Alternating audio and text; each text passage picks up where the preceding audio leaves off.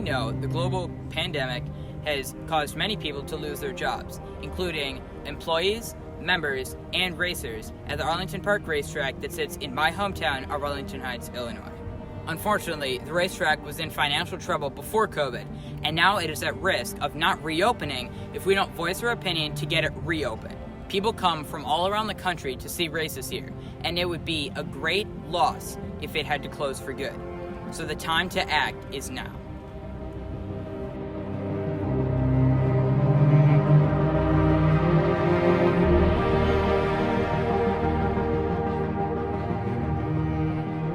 Normally, on this date, Sunday, June 21st, 2020, also known as Father's Day, these bleachers are packed from top to bottom with fans that come from all around the world and the country to see races at Arlington International Racecourse.